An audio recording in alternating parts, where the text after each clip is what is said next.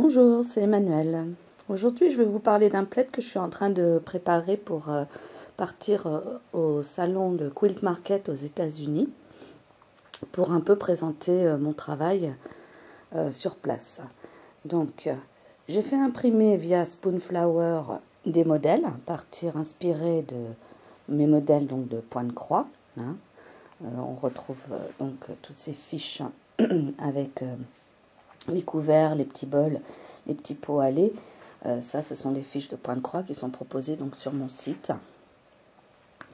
Et vous pouvez aussi, en allant à partir de mon blog, l'un sans l'autre, vous avez un lien vers Spoonflower où vous pouvez vous-même commander mes tissus si vous le souhaitez. Donc, quand j'ai pu faire imprimer donc des carrés de cette taille-là, qui sont des carrés de 20 cm sur 20 cm. Et donc, je les ai tout simplement divisés en 4 pour faire mes carrés ici.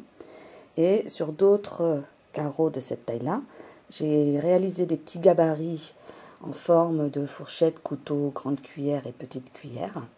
Et donc, je les ai découpés directement donc, dans mes carrés de tissu.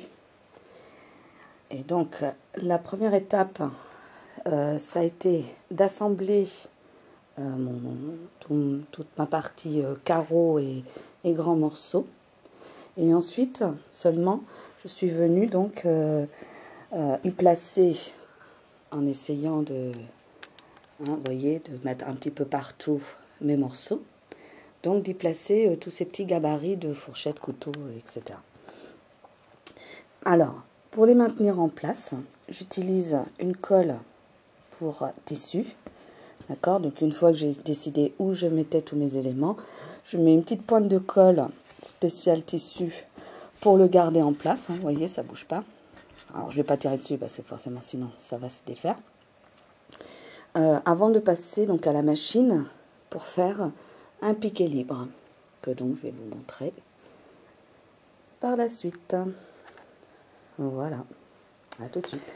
Alors, nous voici à l'étape suivante. L'étape suivante, en fin de compte, je prends mon petit plaid et je le retourne en faisant bien attention que mes morceaux donc en dessous collés ne se détachent pas. Hein, donc j'y vais doucement parce que j'ai juste mis une petite pointe de colle pour les positionner pour pas qu'ils bougent, mais j'ai pas non plus tout collé à fond quoi. Donc je retourne mon plaid sur l'envers, d'accord. Et là, ce que je fais, c'est que j'utilise un papier cuisson et au dos de là où je vais piquer faire mon piqué libre, j'installe en fait un morceau de papier cuisson. Donc bien sûr, il va m'en falloir un deuxième morceau ici, mais pour l'instant, je vais juste faire d'abord étape par étape. Hein, je ne vais pas mettre du papier partout. Donc je mets un morceau de papier cuisson et je vais l'épingler en place. Donc dans un premier temps, je vais l'épingler sur mon extérieur ici parce que là je sais que j'ai pas de modèle à ce niveau-là. Et puis au centre, je vais le retourner et en fait je vais seulement faire donc les morceaux qui sont au-dessus. Alors pourquoi je fais ça? Vous allez me demander. Parce que si je faisais un piqué libre directement cette surface sur ma machine à coudre, ça va bouger et j'aurai moins de maintien que si j'ai une feuille qui glisse. Une astuce comme ça. Alors nous voici à la machine à coudre. Donc je vous présente ma nouvelle machine à coudre Brother parce que malheureusement mon autre machine est en réparation. Elle a eu un petit problème technique. Donc, je vous présente celle-ci. Donc, pour vous installer pour faire du piqué libre, il vous faut surtout une grande planche, hein, comme ça, un plateau, pour donc avoir une extension à votre machine. C'est plus pratique pour poser donc votre plaid pendant que vous êtes en train de travailler. N'hésitez pas donc à utiliser les petites vis ici pour bien stabiliser votre plateau, pour qu'il soit bien de niveau, qui ne bouge pas, surtout sur votre table. Et ensuite, il faut installer donc le pied spécial piqué libre. Alors, sur cette machine-là, il a cette forme-là, comme ça. Oups. Mais sur mon autre machine à coudre, en fait, il est en plastique et il est rond. Alors, est-ce que celui-ci ou l'autre est mieux? Ça, je ne pourrais vous le dire. À partir du moment où on a un pied pour faire du piqué libre, je pense que c'est ce qui compte. Et ici, un nouveau petit outil supplémentaire pour faire du piqué libre, c'est ce petit outil-là. Alors, ça ressemble à un fer à cheval. Et en fait, l'intérêt, c'est qu'au dos, vous avez, vous voyez, ce petit caoutchouc qui, en fait, vous permet de bien vous appuyer sur votre tissu pour pas qu'il bouge. Et le côté ergonomique, c'est ces deux petites poignées qui vont faire que vous allez le bouger. Et donc, vous pouvez vous tenir à ça au lieu de chercher, vous savez, c'est pas évident de juste se contenter de faire comme ça avec son tissu. Donc, voilà, un nouveau outil qui existe sur le marché et qui est un spécial quilting kit en fait. Donc nous allons tester ça tout de suite. Alors donc nous voici à la machine à coudre. Donc j'ai installé mon plaid sur ma planche, hein, ma plaque, donc l'extension de ma machine à coudre. Comme vous pouvez entendre, j'ai bien mon papier cuisson sous mon ouvrage. Donc mon petit cadre là en forme de fer à cheval, assez rigolo, avec donc mes deux poignées pratiques. Alors, à savoir que vous placez votre cadre, mais ça ne veut pas dire que lors de votre couture, vous ne pouvez pas le déplacer à nouveau. Hein. Lui, il vous sert uniquement au lieu, si vous voulez, de faire comme ça et d'être avec vos mains comme ça, à essayer de déplacer votre tissu sous l'aiguille. Disons que c'est vraiment un outil pratique. Mais une fois qu'il est placé, vous pouvez bien sûr le déplacer parce que lui, son usage, c'est vraiment, ça sert de poignée pour vraiment déplacer votre travail. Donc si vous n'en avez pas, il n'y a pas de souci, vous le faites de façon dont vous avez l'habitude. Alors, donc je vais me placer sur le bord de mon travail, j'abaisse mon pied et j'abaisse mon aiguille. Je vais faire quelques petits points, histoire de bloquer mon fil, donc comme ça, là. Voilà. Et après, l'idée, c'est que vous trouviez donc une vitesse, je dirais, de croisière, hein, pas trop vite. Alors, vous savez que vous avez sur la façade de votre machine à coudre un bouton qui vous permet de mettre la vitesse.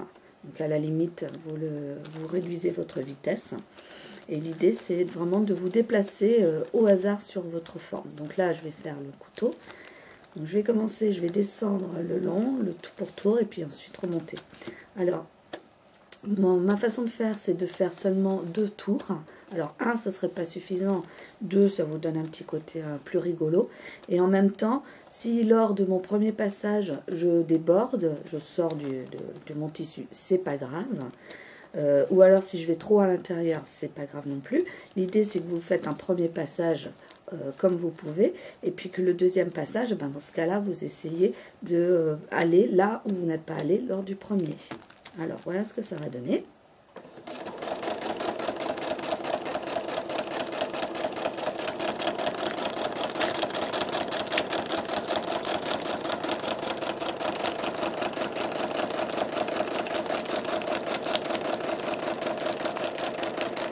Donc là, je vais arrêter la machine parce que je ne suis pas à l'aise avec mon cadre. Donc je vais le redéplacer pour pouvoir donc, mieux maintenir ma toile.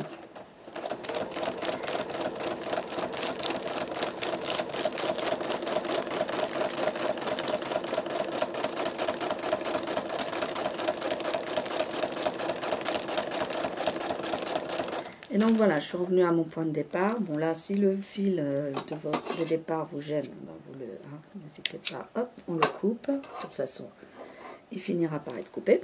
Donc là, je redéplace à nouveau mon cadre pour être plus à l'aise. Et donc ici, d'accord. Là, par exemple, bon, bah, je suis allée plutôt vers l'intérieur. Dans ce cas-là, je vais essayer de compenser et aller sur l'extérieur.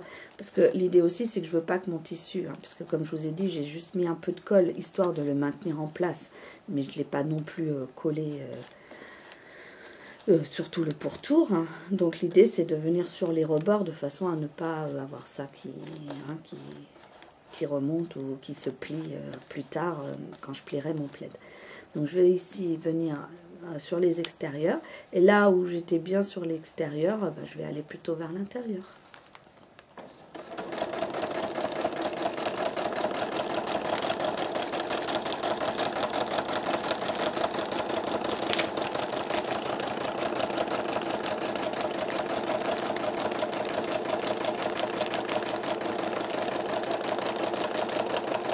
Donc là, hop, je me pose. Donc c'est pour ça que c'est bien de garder votre aiguille enfoncée en position donc abaissée, parce que comme ça, si jamais vous avez besoin de vous déplacer ou si vous lâchez pour quelque raison que ce soit votre travail, au moins vous ne perdez pas votre emplacement et votre fil ne se détend pas ou ne fait pas de bêtises.